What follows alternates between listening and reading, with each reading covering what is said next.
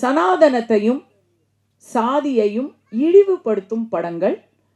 அதுதான் என்னவோ பெரிய முற்போக்குங்கிற ஒரு சிந்தனைய ஃபில்ம் மேக்கர்ஸ் கிட்ட நம்ம பார்க்குறோம்.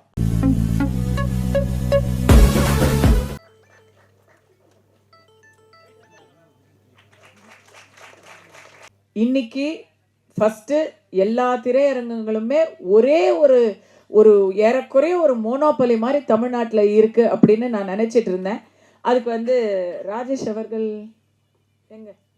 ராஜேஷ் அவர்கள் எனக்கு சொன்னாங்க, அது அப்படி இல்லை, நம்மளும் இதில் ஃபாலோ பண்ணுவோம் அப்படின்னு. ஒரு பக்கமாக தான் படங்கள் வரணும் அப்படின்ற ஒரு தாட்டை முறியடிச்சு நாங்களும் இந்த ரேஸில் கலந்துக்குவோம் அப்படின்னு சொல்லி வர்றதே ஒரு பெரிய தைரியம். ராஜேஷ் அவர்களுக்கு உங்களுக்கு நம்ம பாராட்டில் சல்யூட் பண்ணுறோம். அப்படி வர்ற படங்கள் ஒரு புதிய முயற்சியாக இருந்தால், அது ஒரு நல்ல முயற்சியாக இருந்தால், அதுக்கு தேட்டரில் இது திரையரங்க உரிமையாளர்கள் கிட்ட நான் ஒரு கோரிக்கையாக சொல்கிறேன், டிஃப்ரென்ஷியல் ப்ரைஸிங் வச்சுக்கோங்க.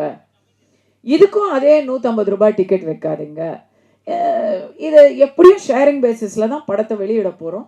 அதில் திரைப்படத்தின் தயாரிப்பாளர் அவங்க டீம் அதை ஒத்துக்கொள்ளும் பட்சத்தில், அதை விநியோகிக்கும் தரப்பினர் ஒத்துக்கொள்ளும் பட்சத்தில் படங்களுக்கு 60 ரூபாய் டிக்கெட் வைக்கலாம். ஒரு ஷோ ஃபாரினில் பண்ணுறாங்க. ஃபாரினில் பெரிய பெரிய மல்டிப்ளெக்ஸில் பெரிய பெரிய ஸ்டார், இன்னைக்கு டாம் க்ரூஸ் நடித்தது, அப்புறம் அந்த இதெல்லாம் நல்லா ஓடிட்டுருக்கு. அது ஒரு பக்கம் பெருசாக ஓடிட்டு இருக்கும்போது, இன்னொரு பக்கம் டிஸ்கவுண்ட் ஷோஸ் அப்படின்னு சொல்லி கன்செஷனல் ரேட்டில் சில படங்களை அதே திரையரங்கத்தில் இன்னொரு திரையில் ஓடிக்கிட்டு இருக்கும். அந்த மாதிரி ஒரு முயற்சியின் திரையரங்குகள் முயற்சி பண்ணலாம். அரசு தரப்புலையுமே குறிப்பிட்ட பட்ஜெட், அதாவது டபுள் டிஜிட்டலாக போகாமல் 2 கோடி அல்லது 3 கோடி, 2 கோடி 3 கோடிங்கிறது இன்னைக்கு ஒரு சிறிய தயாரிப்புன்னு தான் கருதப்படுது. அதுக்குள்ளே எடுக்கக்கூடிய சிறிய பட்ஜெட் படங்கள் அப்படிங்கிறதுக்கு ஒரு ஊக்கம் கொடுக்கும் வகையில் அதற்கான நேற்று கேளிக்கை வரியை பாதியாக குறைச்சிருக்கிற அரசுக்கு என்னுடைய நன்றியை தெரிவிச்சுக்கிறேன். தமிழக அரசு, திரு மு க ஸ்டாலின் அவர்களின் தலைமையிலான தமிழக அரசு கேளிக்கை வரியை குறைச்சிருக்கிறாங்க. அதுக்கு திரையுலகம் சார்பாக நன்றியை தெரிவிக்கும் வேளையில், சிறிய படங்களுக்கு கேளிக்கை வரியை அறவே நீக்குமாறு என்னுடைய கோரிக்கையை வச்சுக்கிறேன். இது எல்லாருக்கும் நல்லதாக வரும். இது போன்ற நல்ல முயற்சிகளுக்கு இது ஒரு பெரிய ஊக்கமாக இருக்கும். இது ஒன்று. ரெண்டாவது, படங்கள், நேர்மறையான படங்கள் நான் சொன்னேன் இல்லையா, இதை இந்த இடத்துல சொல்கிறேன், பதிவு பண்ணுறேன். சமீப காலமாக தமிழ் சினிமாவில் ஒரு நோய் அது கொஞ்சம் கொஞ்சமாக அதிகமாக ஆகிக்கிட்டு இருக்கிறத நான் பார்க்குறேன். என்னன்னு சொன்னால், சனாதனத்தையும் சாதியையும் இழிவுபடுத்தும் படங்கள். அதுதான் என்னவோ பெரிய முற்போக்குங்கிற ஒரு சிந்தனையை ஃபில்ம் மேக்கர்ஸ் கிட்ட நம்ம பார்க்குறோம். அப்படி வர்ற படங்களை மக்கள் சுத்தமாக நிராகரிக்கிறதையும் பார்க்குறோம். ஒரு குறிப்பிட்ட ஆவுன்னா ஊருக்கு இழைச்சவன் பிள்ளையார் கோயில் ஆண்டி அப்படின்னு சொல்லுவாங்க. அதுபோல் ஆவுன்னா ஒரு குறிப்பிட்ட சமூகத்தை, குறிப்பிட்ட ஒரு நம்பிக்கையை அதை சித்தரிக்கிறது. எப்படி சித்தரிக்கிறதுனா, ஒன்று காமெடியாக சித்தரிக்கிறது, இல்லைன்னா அது பெண்களாக இருந்ததுன்னா, ஆண்களாக இருந்தால் அவங்கள காமெடியாக சித்தரிக்கிறது, பெண்களாக இருந்தால் அவங்கள ஒழுக்க குறைவாகவோ, அதை முற்போக்குங்கிற போர்வையில் ஒழுக்க குறைவாக சித்தரிக்கிறது. அந்த குடும்பத்தில் எல்லாரையுமே அதை பார்த்தும் எதிர்த்து கேட்க முடியாத நிலையில் இருக்கிற மாதிரி சித்தரிக்கிறது. இப்படிப்பட்ட படங்கள், ட்ரெய்லர்கள் மத நம்பிக்கையை கொச்சைப்படுத்தும் விதமாக சிலர் அணியக்கூடிய, இப்போ பிராமணர்கள்னு சொன்னால் உடனே அவங்களுடைய பூணலை வச்சு தவறான காட்சிகளை அமைக்கிறது. இப்படிப்பட்ட ஒரு போக்கை நம்ம பார்க்குறோம். இது முற்போக்கு கிடையாது. இது சமூக நீதியோ இல்லை மதச்சார்பின்மையோவும் கிடையாது. உண்மையான மதச்சார்பின்மை மேடம் அக்கா தமிழிசை அவர்கள் சொன்னது தான். இன்னைக்கு மேடையில் ஸ்ரீராம் இயக்குனராக இருக்கிறாரு, ஷாஜஹான் அவர்கள் இசையமைப்பாளராக இருக்கிறாரு. எத்தனையோ முற்போக்கு பேசும் இயக்குனர்களும்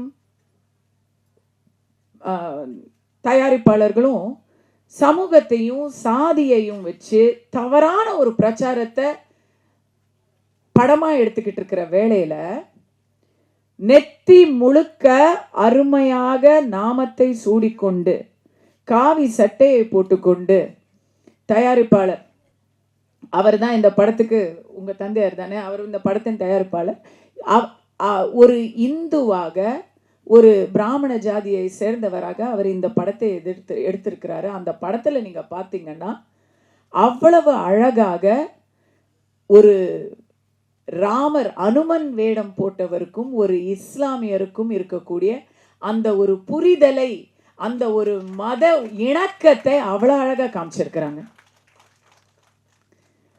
இதுதான் மத சார்பின்மை. சும்மா படத்தை எடுத்து மக்களுடைய மைண்டை பிரெயின் வாஷ் பண்றது மத சார்பின்மை கிடையாது, அது முற்போக்கு கிடையாது, அது பித்தலாட்டம், அது ஒரு பொய் பிரச்சாரம். அதற்கு எத்தனையோ அஜெண்டா இருக்கு, அதை நம்ம கண்டிக்கிறோம். உண்மையான ஒரு மத சார்பின்மை நீங்க பாருங்க, இங்க இந்த மேடையில ஒரு இந்துவும் ஒரு முஸ்லிமும் சேர்ந்து, சினிமாவில் யாருக்குமே மதம் கிடையாதுங்க.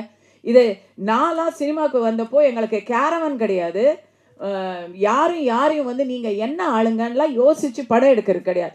இன்னைக்குமே ஊர்கூடி தேர் எடுக்கிற மாதிரி தான் ஒரு சினிமாவை எடுக்கிறது. அது மறுபடியும் இயக்குனர் பேரரசர் அவர்களாக இருக்கட்டும், ஜாகுவார் தங்கம் அவர்களாக இருக்கட்டும், நடிகர் ஜீவாவா இருக்கட்டும், கனல் கண்ணன் அவர்களாக இருக்கட்டும், எல்லாருக்குமே சினிமாவில் இருக்கிறவங்க நீங்க கேட்டு பாருங்க, உங்களுடைய பின்னணியை தெரிஞ்சு நாங்கள் படம் எடுக்கிறது இல்லை, உங்களுடைய திறமையை மட்டுமே இங்க பார்த்து படம் எடுக்கிறது தான் சினிமா, பர்டிகுலரா தமிழ் சினிமா. அந்த திமிரோட நான் சொல்றேன், இன்னைக்கு மாறுபட்ட திசையில் போகக்கூடிய சினிமாவை உங்களுடைய இந்த சீரிய முயற்சி மீண்டும் சரியான திசைக்கு திருப்பி விட்டிருக்கிறது. பாராட்டுகள் பிரதர்.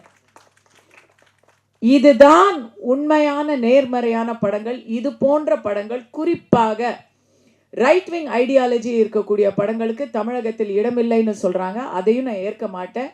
போறவங்க எல்லாம் பாத்தீங்கன்னா ஒரு கடையில போகும்போது ஒரு கடவுளா நினைச்சு காசு போடுவாங்க, அடுத்த கடைக்கு போகும்போது ஒரு பிச்சைக்காரர் மாதிரி அவங்க ட்ரீட் பண்ணி அமுச்சு விடுவாங்க. ஆனா எந்த விதமான முக ரியாக்ஷனும் இல்லாம எல்லாத்தையும் வாழ்த்திட்டு போற ஒரு அற்புதமான கேரக்டர் அந்த வேஷம் போடுறவங்களுக்கு மட்டும்தான் இருக்கு. அதை நான் ஒரு சிறுகதையாக எழுதின ஒரு புஸ்தகம், அதிலிருந்து தான் நான் எடுத்திருக்கேன். இதை அப்பாவுக்கு பொண்ணுக்குள்ள ஒரு ரிலேஷனாக இந்த படம் பண்ணலாம் அப்படிங்கிறது தான் இது. அதில் அவங்களுடைய வாழ்க்கையை நம்ம டச் பண்ணிட்டு போகலாம். முழுக்க இது ஒரு மனிதாபிமானம், அதை பற்றி சொல்கிற ஒரு படம் தான் இந்த படம். அதனால் குடும்ப படமாக தான் இருக்கும். கண்டிப்பாக இது எல்லோரும் ஆதரவு கொடுப்பீங்கன்னு நினைக்கிறேன். அதுக்கு அடுத்த ஒரு விஷயம் சொல்லணும். இங்கே ஜீவா சார் எல்லாமே இருக்காங்க, அவரும் என்னுடைய நண்பர் தான். மாஸ்டர் கேட்டார், ஏன் ஒன்று கல்யாணம் பண்ணலை அப்படின்னாரு. காமெடியாக சொல்லணுன்னா 10 வருஷத்துக்கு முன்னாடியே பண்ணியிருக்கணும், அதுக்கடுத்து ஜீவா சார் தான். நம்மெல்லாம் ஒரு வினோபா, ஒரு ராமலிங்க அடிகளார், ஒரு வள்ளலார், இந்த மாதிரிலாம் நம்ம வாழ்வோம் சார், ஏன் சார் இப்படிலாம் போகிறீங்க அப்படின்னாரு. எங்கள் அப்பா அப்போ தான் பொண்ணு பார்த்துட்டு இருந்ததால் நான் என்ன பண்ணேன், அப்பா வேணாம்ப்பா விட்டுரு, ஜீவா சார் என்னமோ சொல்கிறாரு, என்ன அப்பப்போ வள்ளலார் கோயிலுக்கார கூட்டிகிட்டு போயிடுவார் என்ன, இப்படிலாம் இருந்து இப்போ இவர் பொண்ணு பார்க்க ஆரம்பிச்சிட்டார் வீட்டில். இப்போ இவர் பொண்ணு பார்க்க ஆரம்பிச்சிட்டாரு. அதனால் இந்த பிரசாத் ஸ்டுடியோ ரொம்ப ராசியான ஒரு இடமா இப்போ மாறிடுச்சு. அந்த ஃபேமிலி அந்த டைரக்டர் அனௌன்ஸ் பண்ணார், அதுக்கப்புறம் விஷால் சார் அனௌன்ஸ் பண்ணார். ஸோ அதனால் அக்டோபர் 31 அவங்க சொன்ன மாதிரியே நானும் சொல்லி வைக்கிறேன், என்ன பார்க்கலாம், ஏதாவது ஒன்று கிடைக்காமையா போயிடும்.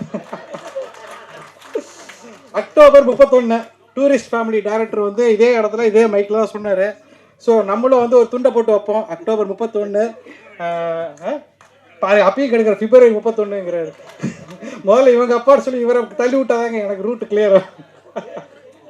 என்ன சார்? இல்லை அது இப்போ வேண்டாம். இந்த ஒரு அதிர்ச்சியாக எங்கள் அப்பாவால் தாங்க முடியாது. அடுத்தடுத்த அதிர்ச்சிக்கெலாம் கொடுக்கக்கூடாது. என்ன சார்? இல்லை சார், நம்ம தனியாக இது பண்ணிடுவோம் சார், டீல் பண்ணிடுவோம். அதே மாதிரி இங்கே இதில் நடித்த பிஜேஷ் அவர்கள் எனக்கு நாகேஷ் சார் ரொம்ப பிடிக்கும். நிறைய படங்கள் அவருடைய பிறந்த நாளாகட்டும் நினைவு நாளாகட்டும் அவர் படம் தான் நாங்கள் பார்த்துட்ருப்பேன் எப்பயுமே. ரொம்ப இது அவருடைய வம்சாவளி வந்து அவருடைய பேரன் வந்து நான் இயக்கிறது அப்படிங்கிறது வந்து ஒரு பாக்கியம். அதே மாதிரி வந்து டெடிகேஷன் சொல்லணும். விஜேஷ் அவர்கிட்ட வந்து டெடிகேஷன் என்னன்னா, அவர் ஒரு ஒரு வீட்டில் வந்து ஷூட்டிங் வச்சோன்னா அந்த செக்யூரிட்டி கூட வந்திருக்க மாட்டாங்க. ஆனால் 5:45 அவர் ஃபஸ்ட்டு ஆளாக அவர் தான் நிற்பார். அந்த அளவுக்கு ஒரு டெடிகேஷன். இந்த மேக்கப்பை போட்டுக்கிட்டு ரோட்டில் செருப்பு இல்லாமல் நடக்கிறதெல்லாம் ஒரு இப்போ எந்த நடிகருமே பண்ண மாட்டாங்க. அவ்வளோ அற்புதமாக பண்ணியிருக்காரு. ஸோ அவருக்கான அங்கீகாரம் இந்த படத்தில் கண்டிப்பாக கிடைக்கணும் அப்படிங்கிறது தான் என்னுடைய ஆசை. இதில் நடித்தவங்க அத்தனை பேர், ராஜேஷ் பாலா ஆகட்டும், ஜீவா சார், எல்லாருமே நல்லா. இதை தனித்தனியாக சொல்ல முடியல. வர்ஷு வந்து சூப்பர் சிங்கர்ஸ் முன்னாடியே இதில் கமிட் ஆகிட்டாங்க. இப்போ அவங்களோட வளர்ச்சி பார்க்கும்போது ரொம்ப ரொம்ப சந்தோஷமாக இருக்குது. அவ்வளோ டேலண்ட் அந்த குழந்தைக்கு. ஸோ அவங்களும் வந்து எப்பயுமே இவங்களுக்கு கேமராமேனுக்கு தான் சண்டை வந்துகிட்டே இருக்கும். என்ன ஷாட் வைக்கிற நீ அப்படிங்குவாங்க. எல்லா ஆங்கிள்ஸும் தெரியும் அந்த பாப்பாவுக்கு. ஒரு இதாக சொல்கிறேன், நல்லாயிருக்கும் ஜாலியாக ஒரு இதே மாதிரி இதில் இருக்க டெக்னீஷியன் ஷாஜகான், செந்தமிழ், எஸ்எல் பாலாஜி மாஸ்டர், நிரன், எல்லாத்துக்கும் என்னுடைய நன்றியை சொல்லிக்கிறேன். இன்னும் நிறையா பேசலாம், பட் டைம் இல்லை. ஸோ நீங்களாம் பொறுமையாக இருந்து இந்த நிகழ்ச்சியை வந்து பார்த்ததுக்கும் ஆதரவும் தாருங்க. ரொம்ப நன்றி. அடுத்த நிகழ்ச்சி இன்னும் விரிவாக பேசுவோம். விஜேஷ், நீங்கள் ஒரு ரெண்டு வார்த்தை போதும். அதுக்கு தேங்க்ஸ் மட்டும் சொல்லிடாதீங்க, ஏதாவது 2 வார்த்தை பேசுவோம்.